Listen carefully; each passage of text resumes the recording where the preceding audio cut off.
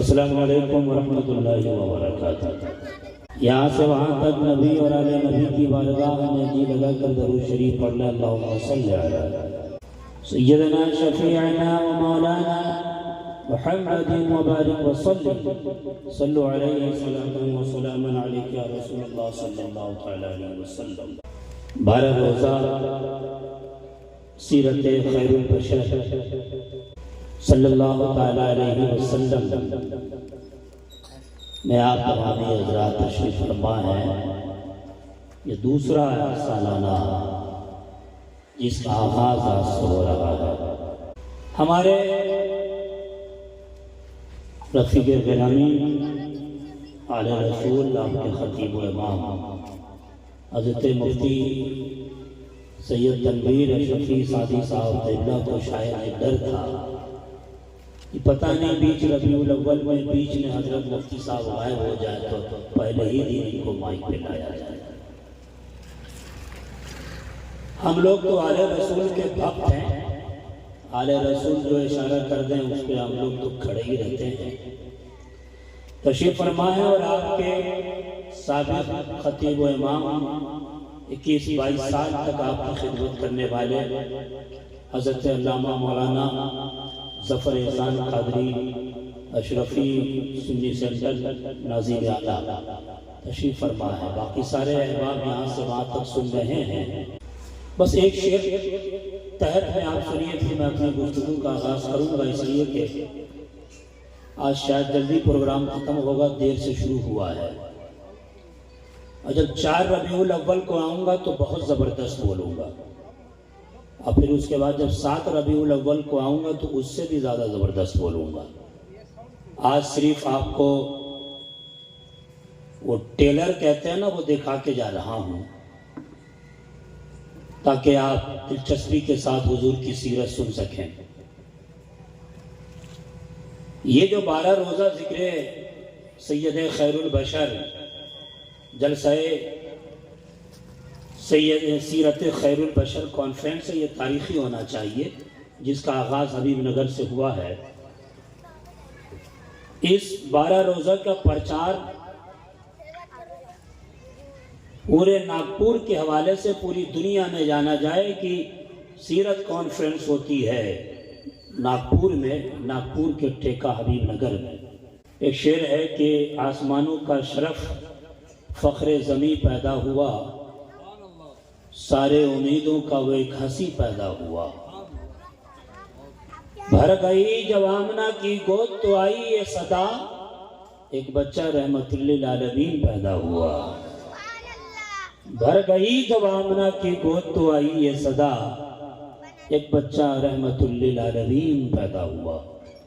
آج کے اس خطاب کا عنوان ہے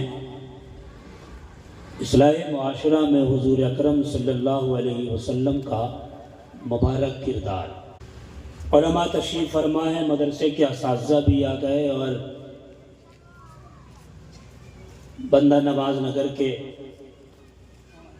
مولانا احمد اشرف صاحب بھی تشریف لائے، شاید نئے امام ہیں۔ کہاں سے کروں، چونکہ میری عادت ہے کہ میں آدھی تقریر اپنی تمہید کے طور پر رکھتا ہوں اور پھر موضوع پہ آتا ہوں۔ 2 آیت میں نے پڑھی ہے، هو الذی بعث فی الامیین رسولا منہم یتلو علیہم آیاتہ ویزکیہم ویعلمہم الکتاب۔ اللہ نے کہا میں نے اپنے محبوب نبی کو تم لوگوں کے پاس بھیجا۔ اب میں ان پڑھ ترجمہ تو نہیں کر سکتا، امی کی ڈیٹیلز بتانے کا وقت بھی نہیں ہے، بس آپ کو سمجھانے کے لیے یہ ترجمہ کر دیا۔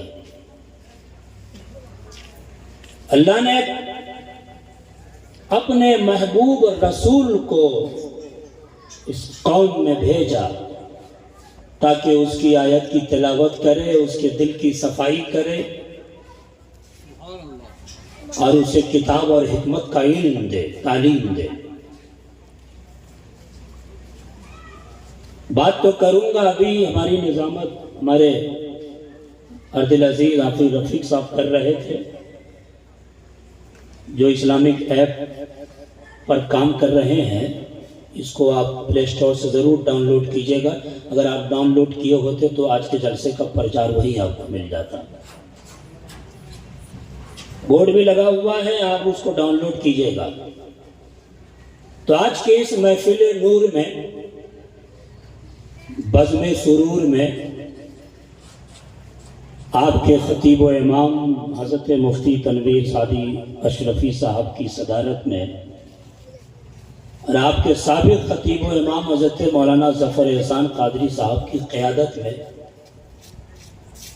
آپ سب کی معیت میں, حافظ رفیق صاحب کی نظامت میں یہ شعر پڑھ کے آگے بڑھتا ہوں کہ رنگ, خوشبو, تازگی پیراہن گلسا لکھوں. رنگ, خوشبو, تازگی پیراہن گلسا لکھوں. آمد فصل بہارا میں تجھ کو کیا کیا لکھوں. اب میں لکھنے کے لیے بیٹھا تھا اصلاح معاشرہ پر حضور اکرم صلی اللہ علیہ وسلم کا کیا کردار ہے, تو کچھ باتیں ہمارے قلم سے ہمارے صفحے پہ اترنے لگی تھی کہ لکھا جائے گا, مگر لکھنے سے پہلے ایک تاریخ ہمارے ذہن میں جو موجود تھی میں چاہتا ہوں کہ اسے سنا دوں. جب آقا کریم صلی اللہ علیہ وسلم 12 ربیع الاول کو صبح صادق کے وقت اس دھرتی پہ جلوہ گر نہ ہوئے تھے تو عالم اس وقت کا عالم اس عالم کا کیا تھا, بس وہی ذہن کے حاشیے پہ اترنے لگا کہ شمس الزمان لکھو گے, مگر لکھنے سے پہلے ایک تاریخ ذہن میں رہے کہ جب محمد عربی آئے نہ تھے تو ہر طرف بے چینی ہی بے چینی تھی. جب محمد عربی آئے نہ تھے ہر طرف بے قراری ہی بے قراری تھی. محمد عربی جب آئے نہ تھے تو ہر طرف وحشت ہی وحشت تھا. محمد عربی جب آئے نہ تھے ہر طرف دہشت ہی دہشت تھا. محمد عربی جب آپ آئے نہ تھے ہر طرف ظلم ہی ظلم تھا. آقا کریم جب آئے نہ تھے ہر طرف بے قراری بے سکونی ہی تھی. ہر طرف اضطراب ہی اضطراب تھا, اور اضطراب ایسا بھی تھا, اضطراب ایسا تھا کہ توریت والے انجیل والے کے گھر جا کے پوچھ رہے تھے, انجیل والے زبور والے کے گھر جا کے پوچھ رہے تھے, بتاؤ تو صحیح توریت میں جس نبی کی آمد کا تذکرہ ملتا ہے وہ نبی کب آئے گا. بتاؤ تو صحیح انجیل میں جس نبی کی آمد کا تذکرہ ملتا ہے وہ کب آئے گا. بتاؤ تو صحیح زبور میں جس کی آمد کی بشارت سنائی گئی ہے وہ نبی اس روئے زمین پر کب آئے گا, وہ نبی کب آئے گا. سب ایک دوسرے سے پوچھ رہے تھے محمد عربی کے تعلق سے کہ جس نبی کا تذکرہ توریت میں ہوا ہے وہ کب آئے گا, جس نبی کا تذکرہ انجیل میں ہوا ہے وہ کب آئے گا, جس آخری نبی کا تذکرہ زبور میں ہوا ہے وہ کب آئے گا. سب ایک دوسرے سے پوچھ رہے تھے, پوچھ رہے تھے. عالم یہ تھا کہ بازار طائف کی وادیاں پکار رہی تھی رحمت باری وہ کب آئے گا. زندہ دفن ہونے والی بچیاں پکار رہی تھی رحمت باری وہ کب آئے گا. صفا مروہ کی وادیاں پکار رہی تھی رحمت باری وہ کب آئے گا. خود کعبہ کی کے در و دیوار سے آواز آ رہی تھی, اے مولا یہ بتوں سے پاک کرنے والا کب آئے گا. آواز ہاتف غیبی کی آواز پھیلتی ہے, ہاں ہاں ہاں میرا نبی جائے گا. لڑکیوں کو زندہ دفن ہونے سے بچانے والا محمد عربی جائے گا. آپس میں لڑنے والوں کو صلح کا راستہ دکھانے والا میرا نبی جائے گا. عورتوں کو عزت دینے والا میرا نبی جائے گا. ماں کا درجہ جنت کا درجہ دینے والا میرا نبی جائے گا. مگر اے بندو اپنے نبی کو ایسے نہ بھیجوں گا, لیکن پہلے کائنات کو سجاؤں گا تب میں اپنے موہنی صورت والے کو بھیجوں گا. جب میں کائنات کو پہلے کائنات کو سجاؤں گا تب محمد عربی کو بھیجوں گا. اب تک تو میں نے آدم سے لے کر موسیٰ کلیم اللہ سے عیسیٰ علیہ السلام تک سبوں کو بھیجا ہے, مگر اس حالت میں تم جو پکار رہے ہو تو یوں ہی نہیں بھیجا جائے گا. سبوں نے کہا اے پروردگار پھر کب آئے گا. اللہ نے ہاتھی پہ اللہ کی جانب سے آواز آ گئی, اے بندو سنو میرا نبی جائے گا لیکن پہلے لفظ کن سے کائنات سجا دو تب میرا مصطفیٰ جائے گا. ستاروں کی قندیلیں شمس و قمر کی قندیلیں جلا دو दूं तब मेरा रसूल जाएगा, सितारों की झुनझुन लगा दूं तब मेरा रसूल जाएगा, कलियों को खटक दे दूं तब मेरा रसूल जाएगा, भौरों को गुनगुनाहट दे दूं तब मेरा रसूल जाएगा, फूलों को महक दे दूं तब मेरा रसूल जाएगा, शीशों को चमक दे दूं तब मेरा रसूल जाएगा। ए मेरे बंदो, मेरा रसूल यूं ही नहीं जाने वाला है, पहले उसके जाने का ऐलान कराया जाएगा। ऐलान होगा कैसे? तो कहा आदम तुम जाओ, आदमियत का डंका बजाओ, ए नूह तुम जाओ, नजावत का डंका बजाओ तब मेरा रसूल जाएगा। ए यूशा तुम जाओ, वफा का डंका बजाओ तब मेरा रसूल जाएगा। ए ईसा तुम जाओ, मसीहाई का डंका बजाओ तब मेरा रसूल जाएगा। ए मूसा तुम जाओ, कलाम का डंका बजाओ तब मेरा रसूल जाएगा। ए इदरीस तुम जाओ, तदरीस का डंका बजाओ तब मेरा रसूल जाएगा। ए यूसुफ तुम जाओ, इफ़्फ़त का डंका बजाओ तब मेरा रसूल जाएगा, ताकि दुनिया देख ले कि जब डंका बजाने वाले की शान इतनी निराली है तो आने वाला मेहमान कितना निराला होगा, ताकि दुनिया देख ले कि जब डंका बजाने वाले की शान इतनी निराली है तो आने वाला मेहमान कितना निराला होगा। ए यहूदियों तुम भी जान जाओ, आदम को मूसा को इसलिए भेजा गया था ताकि मोहम्मद अरबी का डंका बजाए, इसलिए मूसा कलीमुल्लाह ने कहा था अगर मैं उस नबी का जमाना पाता तो उसकी जमाना पाता हम तो तस्मे भी सही किया करते। ईसा अलैहिस्सलाम ने कहा था ओ नसरानियों सुन लो, ओ ईसाइयों सुन लो, ओ मोहम्मद अरबी की तौहीन करने वालों, यही वो तेरे ईसा अलैहिस्सलाम है जिन पर हम सबका ईमान है। उन्होंने कहा था मेरे बाद एक ऐसा रसूल आएगा जिसका नाम अहमद होगा, किताबों में बशारत दी गई थी, इसलिए कहा ए ईसा पहले तुम जाकर मसीहाई का डंका बजाओ ताकि दुनिया जान ले जब ईसा की शान इतनी निराली है तो मोहम्मद अरबी की शान कितनी निराली। अचानक ये तो आपस में आवाज में बुलंदियां हो ही रही थी। मैंने कहा ना बच्चों को दफन किया जाता था, बच्चियों को दफन किया जाता था, सब पुकार रहे थे रहमतें बारी वो कब आएगा। आवाज सुबह शादी के वक्त 12 रबीउल अव्वल को सुबह शादी के वक्त सोमवार का दिन है, रात की तारीकी रब से अरीजा पेश कर रही थी, ए अल्लाह मेरी गोद में भेज सूरज की रोशनी भी कह रही थी ए अल्लाह मेरी गोद में भेज, दिन की तलब थी मेरे के आगोश में भेज, रात की फरमाइश थी, अल्लाह ने सबकी आरज़ुओं को पूरा करके एक वक्त में सुबह शादी के वक्त दस्ते हजरत आमना के घर में दस्ते कुदरत का वो शाकार गुंचा चटका जिसकी नखतो शादाबी रंगो रूप देखकर चश्मे नजारा भी वर्ते हैरत में डूब गई। 12 रबीउल अव्वल को वो गुलेराना खिला जिसके पूरे दिलावेश से चमनिस्तान तहर का हर तायरम बेहोश हो गया था। आवाज गूंज गई लक़द मन्नल्लाहु अलल मुमिनीना इज़ बअस फ़ीहिम रसूला। सबों ने कहा जो पर्दे में था अल्लाह ने उसे बाहर भेज दिया। अब इस आयत पर चांद की चांदनी, सूरज की रोशनी, यह सामियाना आसमान का शामियाना, ये जमीन का बिछौना, ये जमीन का बिछौना कहा लक़द मन्नल्लाहु अलल मुमिनीना इज़ बअस फ़ीहिम रसूला। ए मेरे बंदो सुनो, मैंने अपना महबूब भेजकर अपने नबी को भेजकर तुम पे एहसान किया है। मैंने कहा ए मौला तूने चांद की चांदनी दी क्या तेरा एहसान नहीं है? सूरज की रोशनी दी क्या तेरा एहसान नहीं है? सितारों की आवाज चनाग बेसा किए क्या तेरा एहसान नहीं है? तूने हौज़े कौसर दिया क्या एहसान नहीं है? तूने जन्नत दिया क्या एहसान नहीं है? आवाज आती है शम्सुज़ ज़मा सुन, ये सूरज देखकर क्यों एहसान करूं, ये चांद देखकर क्यों एहसान करूं, ये चांद की चांदनी तो मुस्तफा के मुस्कुराने का सदका है, ये जन्नत देख के क्यों एहसान करूं, ये तो मुस्तफा के चश्मे रहमत का धारा है। ए मेरे बंदे सुनो, हम जुज़ देकर एहसान नहीं किया करते हैं, हम तो कुल दे के एहसान किया करते हैं। हुजूर जलवा कर हुए सूरज जमीन पर 12 रबीउल अव्वल को, کہ تمہیدی گفتگو سے آپ کو لگ گیا ہوگا کہ عرب کے حال کیا تھے، عرب کی زندگی کیسی تھی۔ یہ بیچ میں موبائل چلانے والوں گھر چلے جاؤ چپ چاپ، تو خاموشی سے بیٹھو۔ یہ بڑی محنت کے ساتھ حضور کی سیرت کا جلسہ 12 روز کر رہے ہیں، اور ایک سے ایک عنوان پر، تاکہ آپ کے علم میں اضافہ ہو جائے۔ بیٹھ کے واٹس ایپ فیس بک چلاؤ کیسے ہوگا؟ توجہ کے ساتھ سنیے آپ، اگر زیادہ لائیو سننا ہو اردو سفر پہ بعد میں سن لینا، ابھی براہ راست مجھے سنیے آپ۔ تمہیدی گفتگو سے لگ گیا ہوگا کہ عرب کے حالات کیا تھے، کس سچویشن میں، کس وقت میں محمد عربی کی آمد اس دھرتی پہ ہوتی ہے۔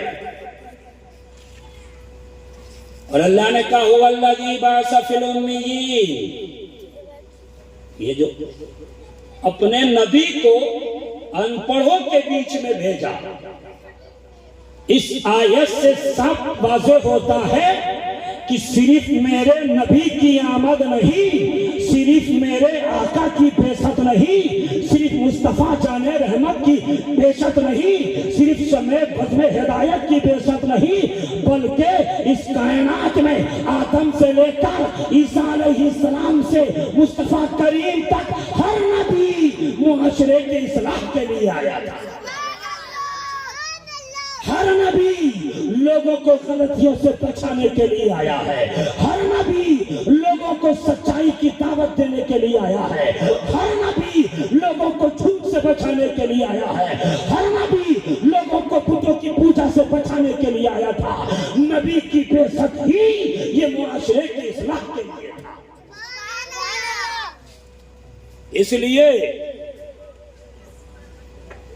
اللہ نے بھی صاف اصول دے دیا قرآن میں کہ تم ہر معاملے میں مصطفیٰ کو دیکھو، ہر معاملے میں۔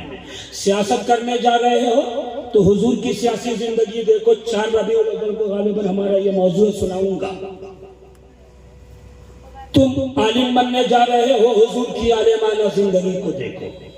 اللہ نے کیا کہا؟ لَقَدْ مَنَّ اللَّهُ عَلَى الْمُؤْمِنِينَ إِذْ بَعَثَ فِيهِمْ رَسُولًا۔ اللہ نے کہا لَقَدْ كَانَ لَكُمْ فِي رَسُولِ اللَّهِ أُسْوَةٌ حَسَنَةٌ، اے میرے بندو، ہم ہی تم کو کھلاتے ہیں، ہم ہی تم کو پلاتے ہیں، ہم ہی سب کچھ کرتے ہیں، ہمارے ہی حکم سے یہ کائنات چل رہی ہے۔ ہم نے اپنے نبی کو اس لیے بھیجا تاکہ تم ہر معاملے میں آئیڈیل میرے نبی کو بنا لینا، ہر معاملے میں۔ اب اس آیت میں لَقَدْ كَانَ لَكُمْ فِي رَسُولِ اللَّهِ أُسْوَةٌ حَسَنَةٌ، حسنہ مطلق ہے، حسنہ مقید نہیں، حسنہ مطلق ہے۔ مطلق رکھ کے اللہ نے بتا دیا، ارے اس کائنات میں ہو، اس دنیا میں ہو، کپڑے کا دھندا کرنے جا رہے ہو، بزنس کرنے جا رہے ہو، تو اس معاملے میں بھی میرے نبی کو آئیڈیل بنانا۔ تم مبلغ بننے جا رہے ہو، اس معاملے میں بھی مصطفیٰ کو آئیڈیل بنانا۔ تم سیاست کرنے جا رہے ہو، اس مسئلے میں بھی آئیڈیل مصطفیٰ کو بنانا۔ تم جو بھی کرنے جا رہے ہو، آئیڈیل صرف مصطفیٰ کو بنانا، آئیڈیل نبی کو بنانا۔ اگر تم نے یہ فالو کر لیا تو سماج سے ہر برائی کا خاتمہ ہو جائے گا۔ بازار میں جا رہے ہو تو دیکھو مصطفیٰ نے کیا کہا ہے عدل و انصاف کے معاملے میں، ترازو کے مسئلے میں، خرید و فروخت کے مسئلے میں۔ بزنس کرنے جا رہے ہو تو حضور کی وہ زندگی دیکھو۔ اچھا، ایک بات یہ موضوع ہے ہمارا کہ میرے نبی کا مبارک کردار اصلاح معاشرہ میں۔ معاشرے کی اصلاح میں 3 چیز ہے، ایک ہے اصلاح، ایک ہے معاشرہ، ایک ہے نہج، نبوی طریقہ۔ معاشرے کی اصلاح میں نبوی طریقہ کیا ہے؟ اسی کو آپ کے حضرت نے عنوان دیا ہے کہ میرے نبی کا کردار کیسا تھا۔ اگر آپ سیرت پڑھو گے، میں نہیں سمجھتا ہوں اتنے لوگوں میں ایک آدھ بھی ہوگا جو حضور کی پوری سیرت کا مطالعہ کیا ہوگا، میں نہیں سمجھتا ہوں۔ لوگوں کو یوٹیوب پر عجیب و غریب چیزیں دیکھنے سے فرصت ملے تبھی تو یوٹیوب پر اچھے عالموں کو سن لیں۔ کتاب پڑھنے کی تو بڑی دور کی بات ہے۔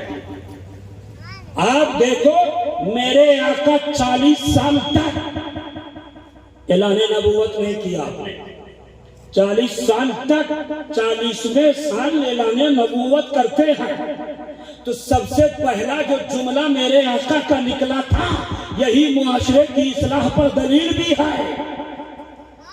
حضور نے اعلان نبوت سے پہلے بھی معاشرے کی اصلاح کی. ارے ہر نبی پیدائشی نبی ہوتا ہے اور نبی کی پیدائشی معاشرے کی اصلاح کے لیے ہوتی ہے.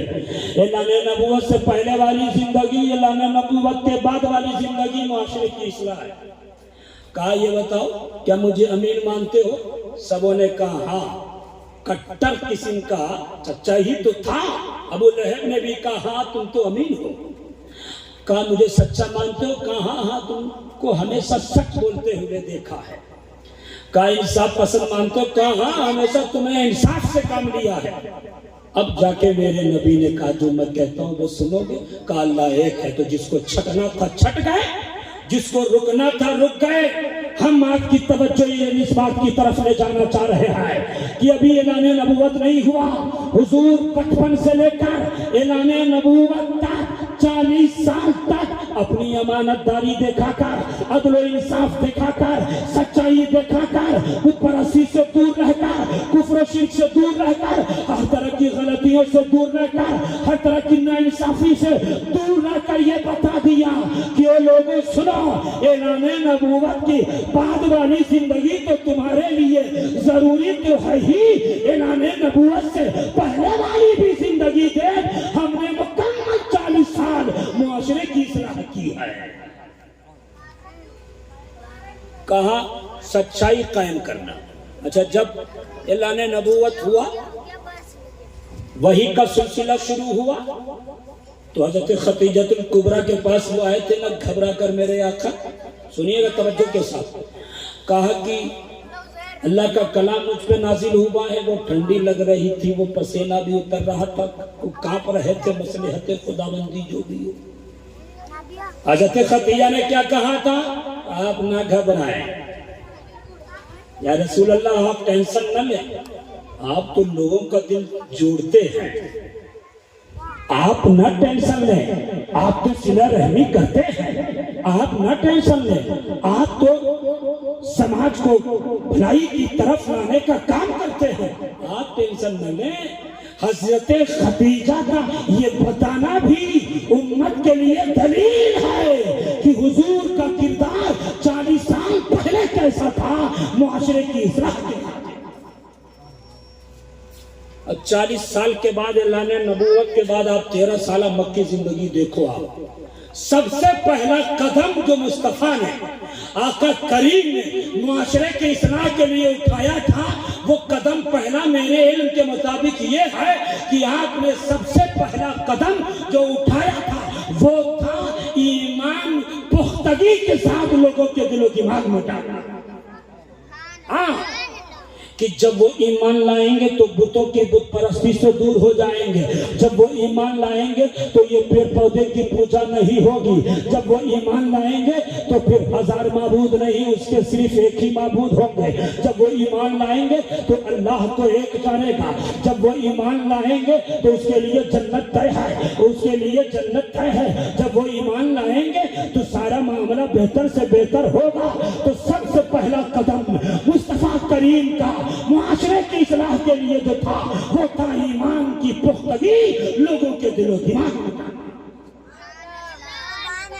آج معاشرے میں جو بگاڑ ہے اس کی سب سے بڑی وجہ ایمان کی کمزوری ہے.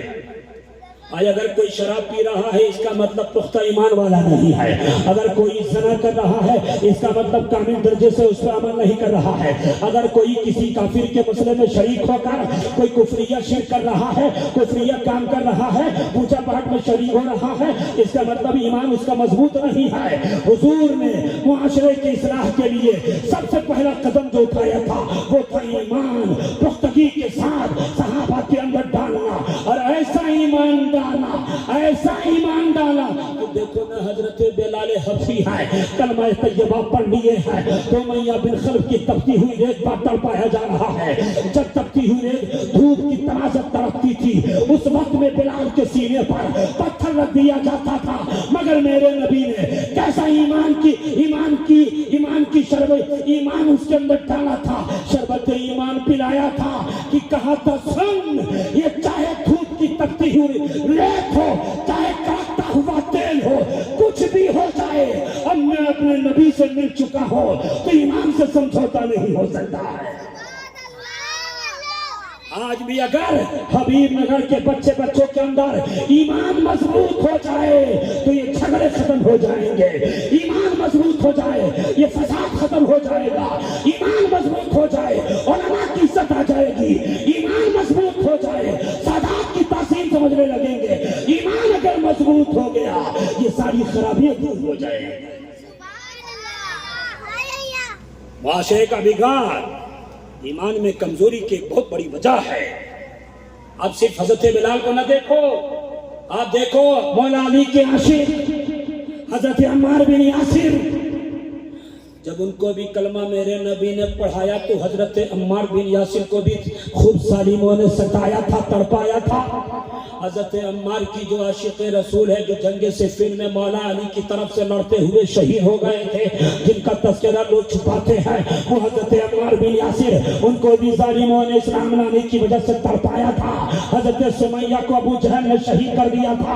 ये पहली खातून शहीदा हजरत अम्मार बिन यासिर की वालिदा है। हजरत अम्मार के वालिद जो सहाबी रसूल हजरत यासिर हैं, उनको भी तड़पाया गया था। मेरे नबी ने कहा था, जब देखा था कि सीने पर पत्थर रखे जा रहे हैं अम्मार को, तो हुजूर ने कहा था, ए अल्लाह आले अम्मार पर अपना रहम फरमा दे। ए अम्मार तुझे मैं जन्नत में देख रहा हूँ, अम्मार बिन यासिर जन्नत में है। हजरत खुबैब को भी तड़पाया गया था। ईमान इस कदर राशिक मुस्तफा करीम ने डाला था कि चाहे जैसी भी काफिरों की हवा चली, न हजरत उमर फारूक की बहन का ईमान खत्म हुआ, न हजरत बिलाल का ईमान जाय हुआ, न हजरत अम्मार का ईमान जाय हुआ, न हजरत अम्मार के वालिद का ईमान जाय हुआ। इसलिए अगर मुआशरे की इस्लाह चाहते हो तो सबसे पहले अपने दिलों में ईमान को मजबूत करो। ईमान अगर मजबूत हो गया तो मस्जिद खाली नहीं रहेगी। हाँ, आजकल अक्सर लोग ढुलमुलिया हैं। ढुलमुलिया समझते हैं, हमारे बिहार में ये अक्सर इस्तेमाल किया जाता है, ढुलमुलिया है। हजरत उमर अगर आज के दौर में होते, हजरत उमर की तो दूर की बात, हजरत सलाहुद्दीन अय्यूबी होते तो पता नहीं कितनी गर्दनें रोज कटती। यहाँ पे कुछ लोगों को देखता हूँ बैठे रहते हैं लेकिन नमाज होती रहती है। अब कमाल ऐसा है कि जो नमाज होती रहती है, जो इमाम रहता है, कुछ लोग उसी पे बैठ कर तबसरा करते हैं। ये नेचुरल एक आम बात कर रहा हूँ, आपकी नहीं। आप तो हबीब लोग हैं, हबीब नगर में रहने वाला तो हबीब ही है। ईमान मजबूत करें, तफसील का वक्त नहीं। हुजूर ने जो दूसरा कदम मुआशरे के इस्लाह के लिए उठाया था तो सुनिए। अच्छा, ये 13 साल मक्की जिंदगी है, अगर मैं इस पर रोशनी डालू लगूं तो मुझे तो 12 रोज इसी में लग जाएंगे। आप लोग मुझसे वाकिफ हो ही गए होंगे। बहुत बड़ा आलिम तो नहीं, बहुत बड़ा खतीब भी तो नहीं, मगर थोड़ा बहुत किताबों की शौक जरूर रखता हूँ। यही वजह रोज सुन्नी चैनल पे सुनते होंगे आप लोग। पहले पॉइंट से हमें सबक मिल गया कि अपना ईमान मजबूत करना है, ठीक है। अगर ज्यादा समझ में नहीं आए तो अपने इमाम साहब के पास पार्टी का हजरत मुझे समझाइए, अपने ईमान को मजबूत करना है। वो सहाबा थे, ईमान इस कदर मजबूत हुआ था कि जंग थे तो जंगे बदर में काफिरों पे भारी पड़ गए। ईमान इस कदर मजबूत था कि जहां मेरे आका कहते थे कोई पीछे नहीं हटता था। अगर से थोड़ी सी ना समझी जंगे ग़ज़वे उहुद में हो गई थी, मगर हुजूर के फरमान पर कभी भी किसी ने नाफरमानी का इजहार नहीं किया था। ये सहाबा ही की जमात थी जो ये ईमान की मजबूती ही तो थी। वो हज़रत अबू बकर है, खलीफा अव्वल हैं, अफ़ज़लुल बशर बादल अंबिया हैं। वो कहते थे, या रसूल अल्लाह, हुजूर ने कहा था ग़ज़वे तबूक के मौके पर, ए अबू बकर, सारा माल मुझ पे निछावर कर रहे हो तो अपने घर वालों के लिए क्या छोड़ा है? तब हुजूर के यार गार ने कहा था, हुजूर के यार गार ने कहा था, या रसूल अल्लाह, अपने घर वालों के लिए अल्लाह उसका रसूल छोड़ा। ये ईमान ही तो था, ये ईमान की मजबूती तो थी। چاہے حضرت عمر کی زندگی لے لو، حضرت عثمان غنی کی زندگی لے لو، مولا کائنات فاتح خیبر، خیبر شکن، حضور کے داماد، حضور کے پیارے بھائی کی زندگی لے لو، کتنا ایمان مضبوط تھا کہ جب ہجرت کی بات آئی تھی تو حضور نے کہا تھا ابو بکر تجھے میرے ساتھ چلنا ہے، یاد رکھ غار ثور سے بھی نپٹنا ہوگا، میرے ساتھ چلنا ہے۔ آپ نے اس تک نہ کیا تھا، یہ ایمان کی مضبوطی تھی۔ وہی حسنین کے بابا کو، سیدہ طیبہ طاہرہ کے شوہر نامدار کو، اے علی تجھے میرے بستر پہ سونا ہے، تو مولا علی کے دل میں یہ خیال تک نہیں آیا تھا کہ کافروں کی تلواریں آئے، کافروں کے تیر آئے، آج گردن کاٹ دی جائے گی، آج دنیا سے چلا جاؤں گا۔ مصطفیٰ نے کہا ہے تو بلا جھجک سو رہے ہیں۔ پوچھنے والے نے پوچھا تھا اے علی کیسے رات گزری ہے؟ علی نے کہا تھا یہ ایمان کی پختگی کی دلیل ہے۔ مولا علی نے کہا تھا اے لوگوں سنو، ہر دن تو اتنے بے فکری میں نہیں سوتا تھا، اس لیے کہ موت کب آ جائے کسی کو پتا نہیں، مگر آج کی رات کی گارنٹی تھی، موت نہیں آ سکتی ہے۔ میرے نبی نے کہا تھا اے علی تم سو جاؤ اور ساری امانتیں دے کر مدینہ شریف آ جانا۔ حضور نے کہہ دیا تھا تو کسی کے باپ میں ہمت نہیں جو میری گردن اڑا سکتا تھا۔ ایمان ایسا رکھو اور ایسا رکھو۔ اچھا حضور نے دوسرا قدم اٹھایا تھا۔ اب میں آگے بڑھتا ہوں، مدینہ شریف آتا ہوں، یہ مکی دور۔ حضور آئے مدینہ شریف میں تو دوسرا سب سے بڑا جو قدم معاشرے کے اصلاح کے لیے اٹھایا۔ اچھا کتنے لوگوں کو بات سمجھ میں آ رہی ہے وہ ذرا ہاتھ اٹھا دیں، جتنے لوگوں کو سمجھ میں آ رہی ہے وہی ہاتھ اٹھا دیں بھیا۔ آپ لوگوں کو سمجھ میں آ رہی ہے؟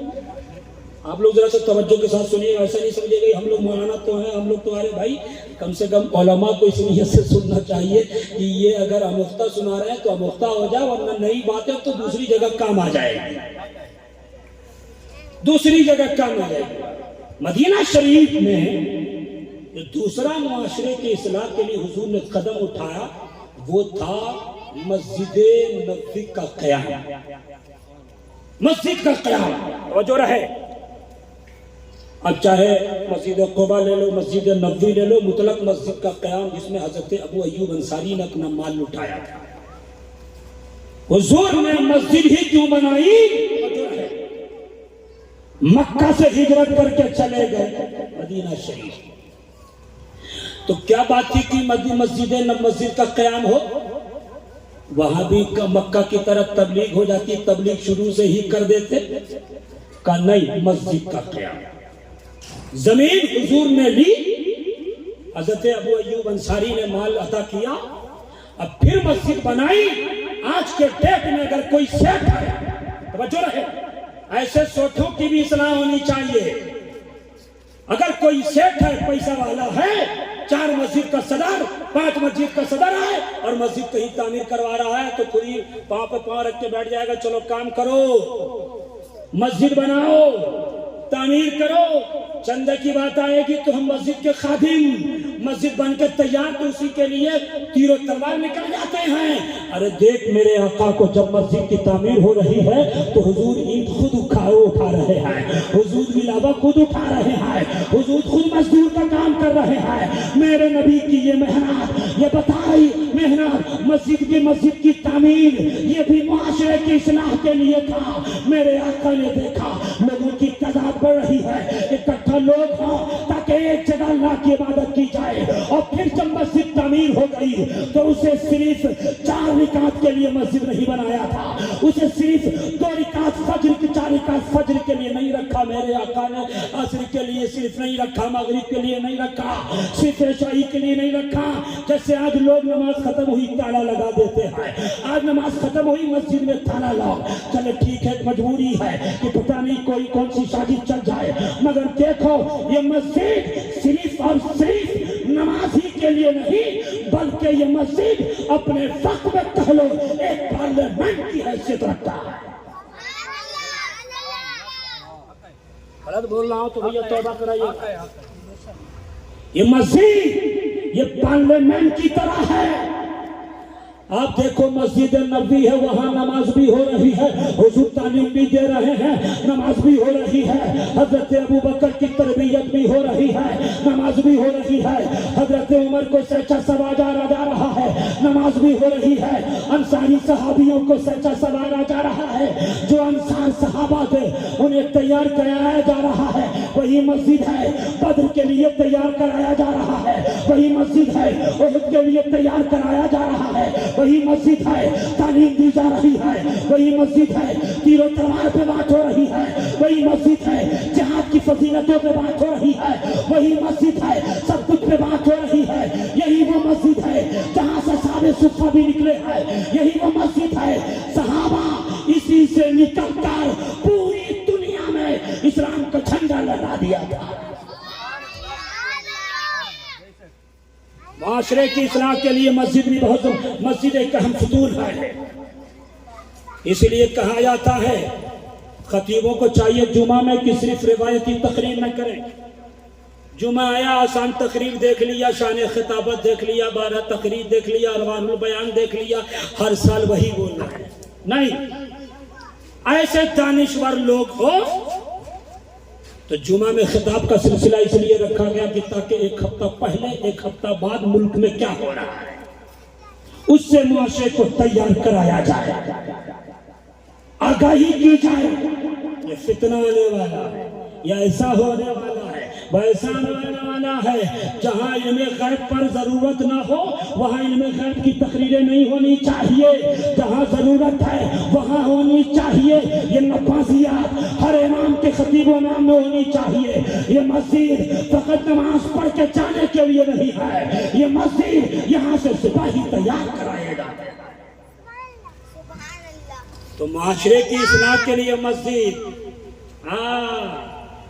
آپ کے خطیب و امام درس قرآن دیے ہوں گے، درس حدیث دیے ہوں گے، جب آپ نے آنا چھوڑ دیا ہوگا تو وہ ریگولر سے پھر 1-2 دن پہ آ گئے ہوں گے، اگر آپ ریگولر جاتے رہتے تو یہ سلسلہ چلتا رہتا، آپ ریگولر سنتے رہتے تو اللہ کی توحید پر توحید کا عقیدہ آپ کا مضبوط ہوتا، عقیدہ رسالت مضبوط ہوتا، مسجد سے جڑے ہوئے رہتے، بچے تو مدرسے میں پڑھ لیتے ہیں، جامعہ رشیدیہ میں آ جاتے ہیں، لیکن جو 50 سال کا بوڑھا ہے، جو 40 سال کا جوان ہے، جو کسی کو استاد سمجھنے سے کثر شان سمجھتا ہے، اس کے لیے مسجد ہے کہ درس قرآن میں بیٹھ گئے، درس فقہ میں بیٹھ گئے، درس حدیث میں بیٹھ گئے، تو اسی سے اس کے اندر تحفظ ناموس رسالت کا جذبہ پیدا ہو جاتا ہے۔ یہی وہ مسجد اگر بیٹھ گئے تو علم فقہ کے مسائل معلوم ہو جاتے ہیں، علم فقہ کے مسائل مسجد میں امام کے پاس بیٹھنے لگے، ماں باپ کی عظمت پر جو حدیث ہے وہ سمجھ میں آنے لگا، ماں باپ بھائیوں کی عزت سمجھ میں آنے لگی،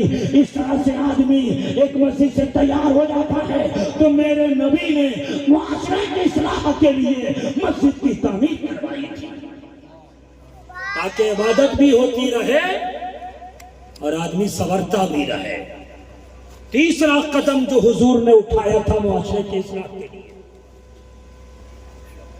کتنے لوگ بور ہو رہے ہیں وہی ہاتھ اٹھائیں گے، اگر بور نہیں ہو رہے ہیں آپ بالکل ایمان میں تازگی آ رہی ہے تو ذرا سا ہاتھ اٹھا دیں یہاں سے باہر تک، دیکھتا ہوں کتنے لوگ اٹھا رہے ہیں۔ ادباً اٹھواتا ہوں، شاعروں کی طرح نہیں کہ اٹھا کے بولو بیٹھال کے بولو تاکہ پڑھا لکھا آدمی آئے نہیں، ہر روز آؤ، لیکن خاص طور سے کہتا ہوں 4 تاریخ کو جب میں آؤں گا تو اپنے ساتھ 10 آدمی کو لے کے ضرور آنا، اور 7 تاریخ کو آؤں گا تو اپنے ساتھ 20 آدمی کو لے کے آنا جو نہیں آئے ہوئے ہیں، پھیلا دو سارے ناگپور میں کہ حبیب نگر میں سیرت کا جلسہ 12 روز ہو رہا ہے، روز آؤ سنو، 1 گھنٹہ سننے میں کیا جا رہا ہے۔ حضور کا کردار معاشرے کی اصلاح میں دیکھو، حضور نے جو تیسرا سب سے قدم بڑا اٹھایا مولانا ظفر صاحب اللہ، وہ یہ تھا کہ حضور نے مواخذات کو قائم کر دیا، مواخذہ بھائی بھائی کو بنا دیا۔ ہجرت سے آئے تھے نا مہاجر، تو مہاجر صحابہ جو مکہ سے آئے تھے اور پھر مدینہ میں رہنے والے صحابہ انصار صحابہ کو دونوں میں بھائیاری قائم کر دی، یہ بھی معاشرے کی اصلاح ہے۔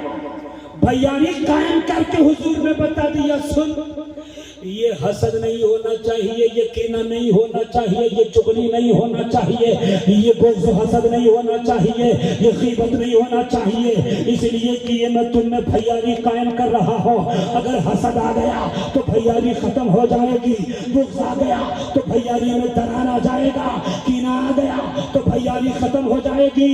اسی لیے بھیاری کو قائم کر کے مصطفیٰ نے مدینہ شریف میں حسد کا خاتمہ کر دیا ہے، مصطفیٰ کریم نے کینے کو دور کر دیا ہے، مصطفیٰ کریم نے مسلمانوں کے سینے سے بغض کو دور کر دیا ہے۔ اور میرے نبی نے امت کو تعلیم دے دیا صبح قیامت تک کے لیے، اے میرے امتیوں سنو، تم ایک کلمہ پڑھنے والے حیثیت سے تم جہاں کے بھی مسلمان ہو، تم ایک دوسرے کے بھائی ہو۔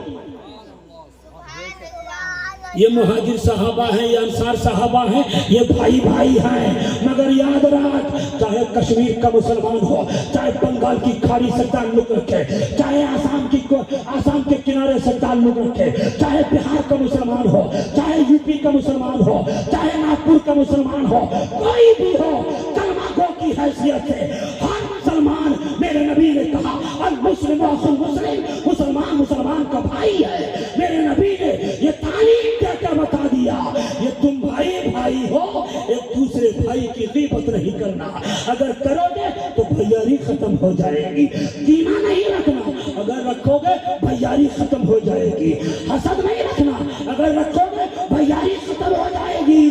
جب بھیاری ختم ہو جائے گی تو پھر تم میرے حکم پر عمل کہاں سے کرو گے؟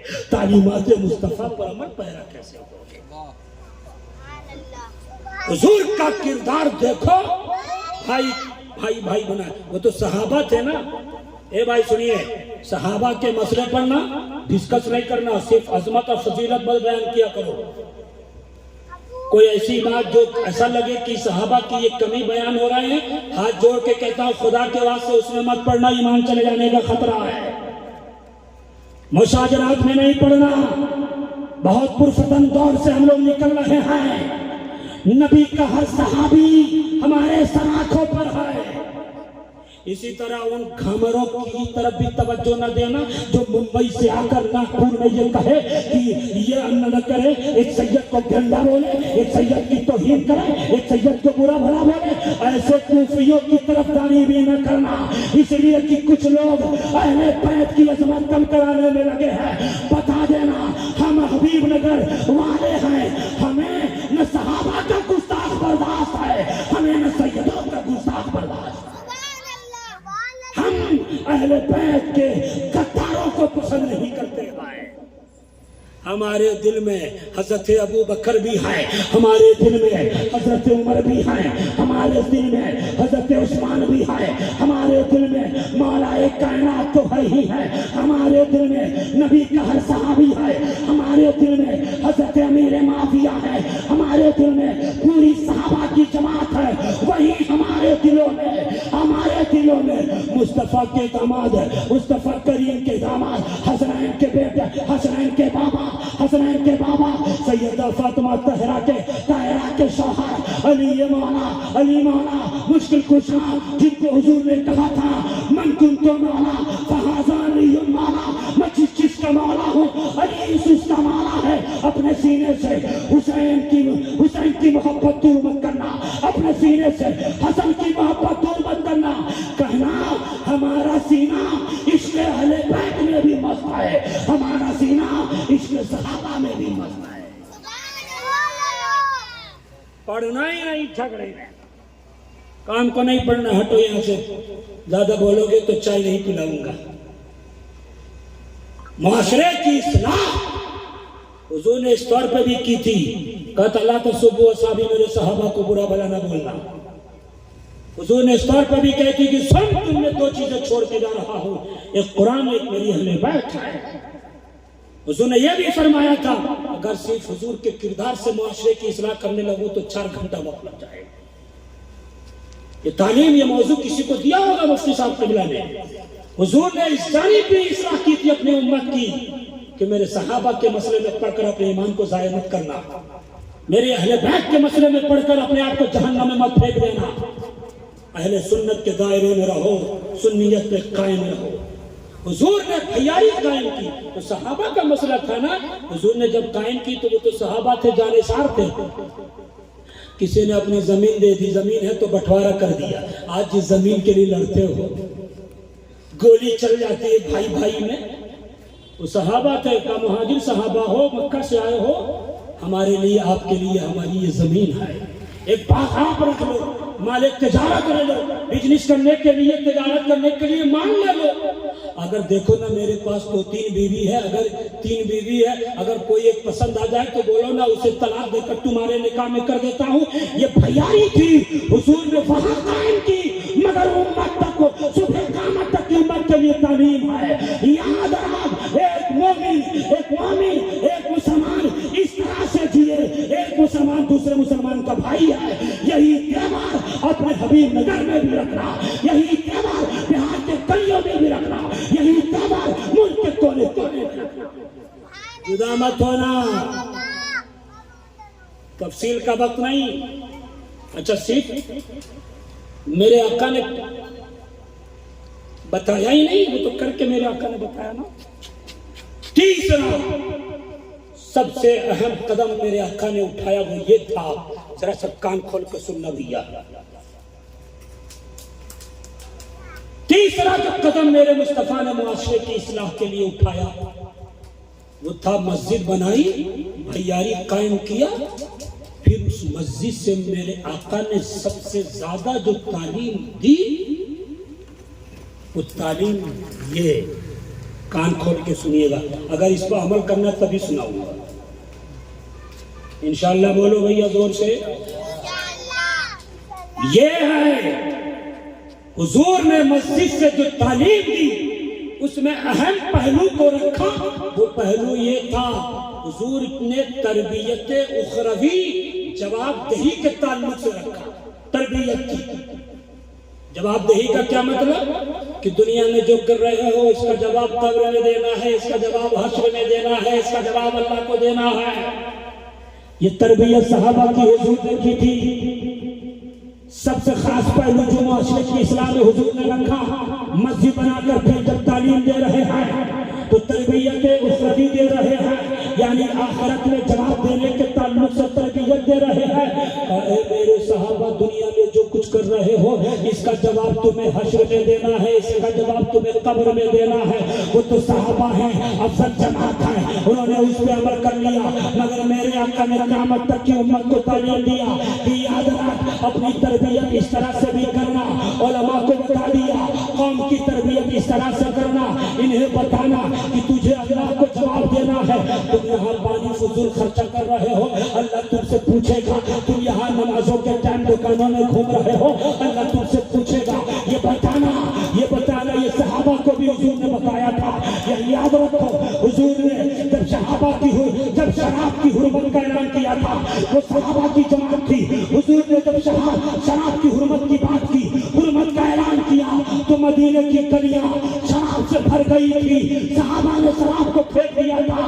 اور کیسے صحابہ کے چاہنے والے ہو، کیسے اہل بیت کے چاہنے والے ہو کہ نشے پہ نشہ کر رہے ہو، گاجے پہ گاجا پی رہے ہو، گاجے پہ گاجا کھا رہے ہو، نشہ کر رہے ہو، شراب پی رہے ہو، جوا کا نشہ ہے، زنا کا نشہ ہے، بدتمیزیوں کا نشہ ہے۔ یہ کیسا نشہ ہے کہ تمہیں اس بات کی فکر نہیں کہ قبر میں ہمیں جواب دینا ہے، اللہ حشر میں پوچھے گا، ہمیں جواب دینا ہے۔ ارے اللہ صرف نمازوں کے تعلق سے نہیں، بلکہ اگر کسی کا دل توڑا ہے وہ بھی تم سے پوچھے گا کہ تم نے اس کا دل توڑا تھا، کیا میرے نبی نے تمہیں تعلیم نہ دی تھی؟ کیا تم نے میرے نبی کی تعلیم پر عمل نہیں کیا تھا؟ کیا تم نے ما آتاکم الرسول فخذوہ وما نہاکم عنہ فانتہوا پر غور نہیں کیا تھا؟ کیا تم نے میرے نبی کی بات نہ سنی تھی؟ کیا تم نے بھائی کے تعلق سے نہیں سنا تھا؟ یاد رکھو، ایک مسلمان کا اگر دل توڑتے ہو تو یاد رکھو یہ بھی تم سے اللہ حشر میں پوچھے گا۔ شراب پیتے ہو اللہ یہ بھی پوچھے گا، جوا کھیلتے ہو اللہ یہ بھی پوچھے گا۔ جوا میں سن لو کان کھول کر، یہ مائی 11 سرکل یوٹیوب پر، گوگل پر، موبائل پر کھیلنے والے، اسلامک ایپ یوز نہ کرنے والے اور ڈریم 11 کھیلنے والے، جوا کھیلنے والے، سن ہر منٹ کا حساب اللہ تم سے حشر میں دے گا۔ ہر منٹ کا حساب لے گا۔ ہم تو اپنے عالموں سے بھی کہتے ہیں کہ اللہ ہم سے بھی پوچھے گا، تم سے پوچھے گا، یہ مت سوچنا کہ ہم سے نہیں پوچھے گا، تم نے علم سیکھا تھا اللہ پوچھے گا، بتا تم نے اس پہ عمل کیا تھا، کیا تم نے تبلیغ کی تھی، کیا تم نے کلمہ توحید کو پہنچایا تھا، کیا مصطفیٰ کی بات مانی تھی، بلغوا عنی ولو آیا پہ عمل کیا تھا، بتا کیا تو نے حبیب نگر والے کو، بتا کیا تو نے نظام الدین قانونی والے کو، بتا کیا تو نے ناگپور والے کو شراب کی حرمت سے، شراب کی تباہ کاریوں سے بچایا تھا، بتا تو نے کیا نشے کی تباہ کاری سے بچایا تھا، بتا تو نے یہ بتایا تھا کہ ماں باپ کا دل نہ دکھانا، کیا تو نے یہ بتایا تھا کہ ماں باپ کا دل دکھاؤ گے تو تمہیں اللہ جہنم میں پھینک دے گا، اللہ سے پوچھے گا، کیا تم سے یہ پوچھے گا نہیں کہ تو نے امت کی تعلیم کی تھی کہ نہیں، تبلیغ کی تھی کہ نہیں، تعلیم پر تعلیم دیا تھا کہ نہیں دیا تھا، یہ ہم سب سے پوچھا جائے گا، مگر آپ سے کہتا ہوں گدے پر سونے والوں یہ مت سوچو کہ اللہ ہم سے پوچھے گا نہیں۔ ارے وہ جو کنٹینیو نماز پڑھتے ہیں، وہ جو ایک وقت کی نماز نا اگر سستی کی وجہ سے بھول جاتے ہیں نا، اللہ وہ بھی پوچھے گا۔ فَوَيْلٌ لِّلْمُصَلِّينَ الَّذِينَ هُمْ عَنْ صَلَاتِهِمْ سَاهُونَ، جو اپنی نمازوں کو وقت پر بھول جاتے ہیں اللہ اس کو بھی پوچھے گا۔ تو فجر میں سوئے رہنے والوں کیا سوچتے ہو؟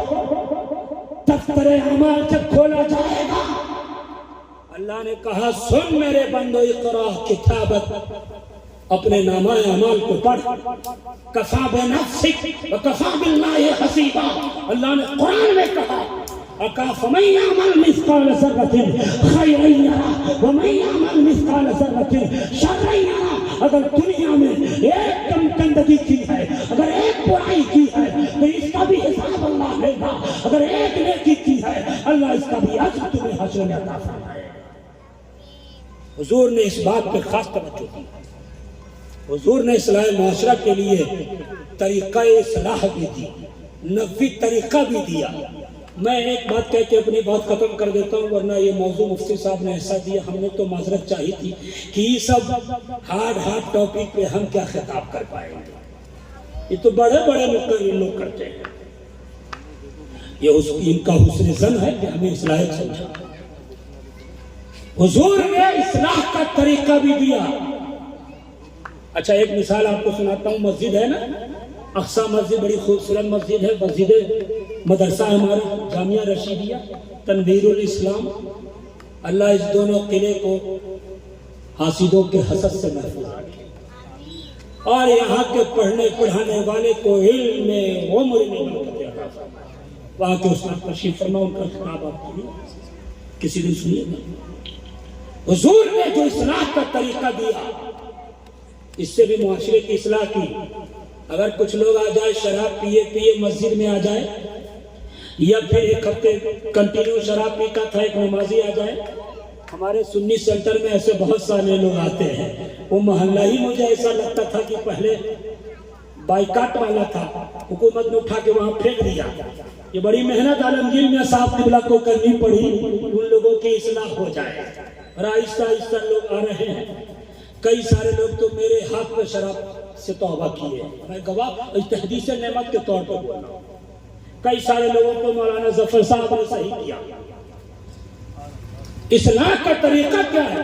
کرے یہ جو ہے نا، یہ ایمو مسحور کی دار، سو چوما کھا کے بلی چلی حج کو، آیا ہے بڑا نماز پڑھنے، ہمیشہ تو غلط کرتا تھا، نماز پڑھنے آئے ہو، لوگ اتنا نہ اس کو تانا دیتے ہیں کہ وہ کل سے آتا ہی نہیں مسجد میں۔ اصلاح کا نبوی اصول کیا ہے وہ دیکھیے۔ میں آپ کو بتاؤں، ایک دیہاتی جسے عربی کہا جاتا ہے، صحابہ موجود تھے مسجد میں، وہ آیا مسجد میں پیشاب کر دیا۔ آج اگر کوئی مسجد میں پیشاب کر دے اس کو کتنی مار مارو گے؟ ہو سکے تو محلے میں بائیکاٹ بھی کر دو گے، نہ کھانا جائے گا نہ پینا جائے گا، پتہ نہیں کیا کیا اس کے ساتھ ہوگا۔ تو جیسے ہی پیشاب کیا نا، حضور کا طریقہ بتا رہا ہوں کس طرح سے میرے آقا نے اپنے کردار سے معاشرے کی اصلاح کی اور ایک میسج دیا، ایک پیغام دیا مبلغین کو۔ جیسے ہی پیشاب کیا اس عرابی نے، عرابی کہتے دیہاتی کو نیا نیا اسلام لایا ہوگا، اسلام سیکھنے آیا ہوگا، پیشاب کیا تو صحابہ نے کہا رے مسجد ہے، یہ اردو ترجمہ پیش کر رہا ہوں، یہاں پیشاب کر رہے ہو؟ میرے آقا نے صحابہ سے کہا خاموش ہو جائیے، چپ رہیے، کرنے دیجیے اس کو، فارغ ہو جائے گا، کرنے دو۔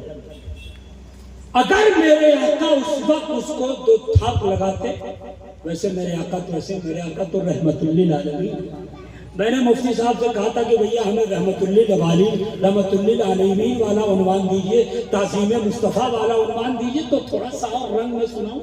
کہنا ہے آپ کو اسی ٹاپک پہ بولنا ہے، یہ ان کی محبتیں ہیں، اللہ لمبی عمر۔ حضور نے، صحابہ نے کہا، تھوڑی سی آواز بلند کیا، پیشاب کی ہو یہاں پہ؟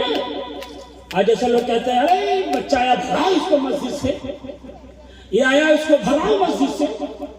صحابہ نے حضور جیسے کہا، صحابہ خاموش ہو گئے۔ حضور نے پھر اس کو بلایا، اس نے پیشاب مسجد میں کر دیا تھا۔ حضور نے کہا بابو یہ مسجد ہے، یہاں سجدے کیے جاتے ہیں، یہ نماز پڑھنے کی جگہ ہے، یہ پیشاب کرنے کی جگہ نہیں ہے۔ پھر اس سے نہیں کہا کہ تم صاف کرو، میرے آقا نے اپنے صحابہ سے کہا، او صحابیوں ایک ڈول پانی لاؤ، اس کو صاف کر دو۔ یہ حضور کا طریقہ تھا معاشرے کی اصلاح کا۔ مبلغین کو بھی اس بات کی طرف توجہ دینا چاہیے۔ آپ کو ایک روایت اور سنانی، حضرت ابو بکر اور حضرت عمر فاروق کل انبیاء کے بعد، حضور کے بعد سب سے افضل ترین صحابی حضرت ابو بکر، پھر بعد میں حضرت عمر۔ حضور کہتے ہیں کہ ایک رات میں چیک کرنے کے لیے نکلا کہ دیکھتا ہوں کون کیا کر رہا ہے، تو دیکھا کہ حضرت ابو بکر آہستہ آہستہ قرآن پڑھ رہے ہیں۔ حضور کہتے ہیں اتنا آہستہ قرآن پڑھ رہے تھے کہ بہت زیادہ کان لگا کر بھی سننا مشکل تھا۔ حضور کہتے ہیں میں تھوڑا سا آگے نکل گیا، آگے نکلا تو حضرت عمر اتنا زور سے قرآن پڑھ رہے تھے کہ پورا محلہ گونج رہا تھا۔ حضرت ابو بکر سائلنٹ موڈ میں قرآن پڑھ رہے، حضرت عمر ایک دم وولٹیج کے ساتھ سلام وہ قرآن پڑھ رہے ہیں۔ حضور آئے، یہ بچے ہیں، یہ کبھی خاموش نہیں ہو سکتے، آپ خاموشی سے سن لیں، چھوڑ دو اسے، یہ آ گیا، یہی بہت بڑی بات ہے، یہی نہ آنے والے وقت میں 10 روزہ 12 روزہ محفل کرائیں گے۔ حضور نے دونوں اپنے جانثار صحابی کو جمع کیا، کہے ابو بکر بہت آہستہ آہستہ قرآن پڑھ رہے تھے، حضور کا ایک طریقہ اصلاح دیکھیں۔ تو حضرت ابو بکر تھے، ابو بکر حضور کے ایسے دوست تو اعلان نبوت سے پہلے بھی دوست تھے۔ ہاں، ایسا نہیں کہ جب حضور نے اپنے نبوت کا اعلان کیا، اللہ کی جانب لوگوں کو بلایا، تب حضرت ابو بکر دوست ہوئے، نہیں، اعلان نبوت سے پہلے بھی حضرت ابو بکر حضور کے دوست تھے۔ اور یہ وہ صحابی ہے کہ اس وقت میں بھی بت پرستی سے یہ محفوظ تھے، کفر و شرک سے، بت پرستی سے دور تھے، تمام تر بری چیزوں سے وہ دور تھے۔ بہرحال ابو بکر کیوں پڑھ رہے تھے؟ تو حضرت ابو بکر نے جواب دیا کہ اے میرے آقا مصطفیٰ کریم فدا کا نفسی امی و ابی، یا رسول اللہ میں جس کے لیے قرآن پڑھ رہا تھا نا، جس کو قرآن سنا رہا تھا، تو وہ بہرا نہیں ہے، میں تو اللہ کو قرآن سنا رہا ہوں نا، اللہ کے لیے پڑھ رہا تھا نا، تو اللہ تو سننے والا ہے، اللہ تو دیکھنے والا ہے، اس کے لیے اس کی یہاں شور نہیں چلتا، آہستہ بھی وہ سن لیتا ہے، ہم اسی کے لیے پڑھ رہے تھے، اس لیے آہستہ پڑھ رہے تھے۔ اس نے لیا۔ حضور نے حضرت عمر سے پوچھا کہ تم زور زور سے کیوں پڑھ رہے تھے؟ تو حضرت عمر نے کہا میں اس لیے زور زور سے پڑھ رہا تھا تاکہ میں لوگوں کو اٹھاؤں، قرآن پڑھ کے اٹھا دوں، تاکہ وہ فجر پڑھ سکے، نماز پڑھ سکے، قرآن کی تلاوت کر سکے۔ ہماری یہ نیت تھی اور اس لیے میں زور زور سے پڑھ رہا تھا۔ حضور نے مسکرا کر کہا اے ابو بکر ذرا سا اپنی آواز آپ بڑھا لیا کرنا، اور اے عمر ذرا سا اپنی آواز کو نیچے کیا کرنا، دھیمی کر لیا کرنا۔ حضور نے اس طرح سے دونوں صحابی کے اصلاح کر دی۔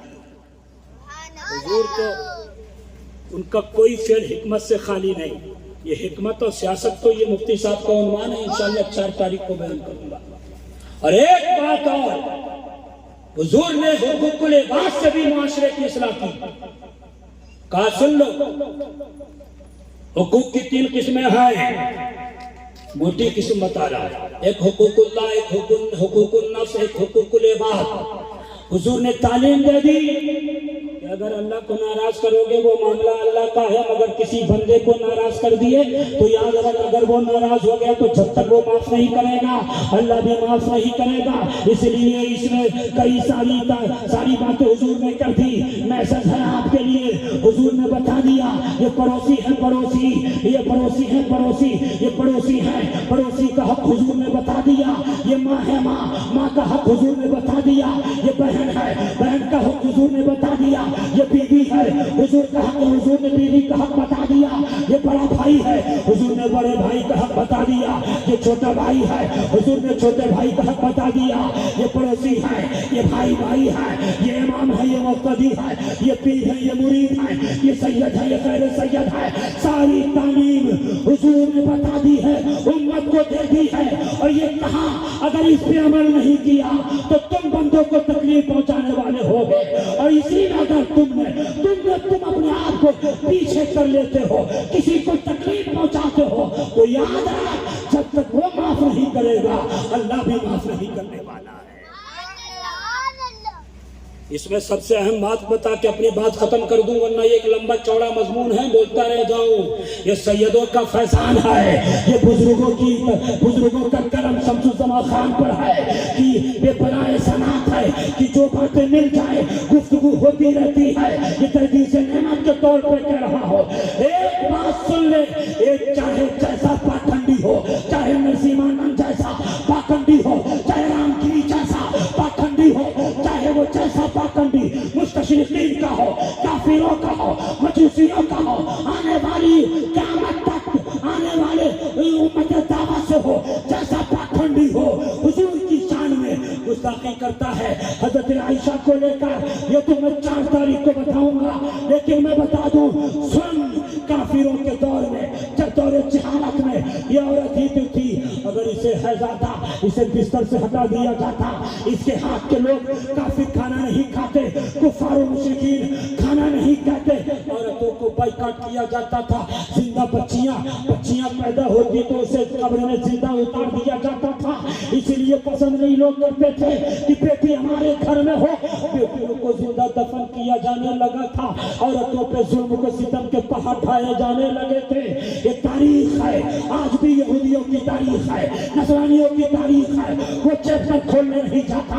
پڑھ لو بڑے رائٹروں کو جس نے عورتوں کے تعلق سے کیا کہا ہے. مگر وفادار مصطفیٰ کے دیوانوں، 12 ربیع الاول کو جو عظیم مرتبہ ہستی اس دنیا میں آئی ہے، آ کر کے عورتوں کا بول بالا کر دیا ہے، بیٹیوں کو مقام دے دیا ہے. بیٹیوں کے لیے کہا یہ تمہارے لیے رحمت ہے، ماں کے قدموں میں جنت رکھ دیا. بہنوں کے لیے رحمت مصطفیٰ نے قرار دیا. تب سے لے کے آج تک یہ عورت اگر ماں کی شکل میں ہے تو یاد رکھو وہ مردوں کے لیے جنت ہے. بیٹی کی شکل میں ہے مردوں کے لیے رحمت ہے، بہن کی شکل میں ہے مردوں کے لیے رحمت ہے، بیوی کی شکل میں ہے عورتوں کے لیے جنت ہے. یہ کوئی اور مذہب نہیں، یہ فقط اسلام ہے جس نے عورتوں کو ایک اونچا مقام دیا ہے. وآخر دعوانا ان الحمدللہ.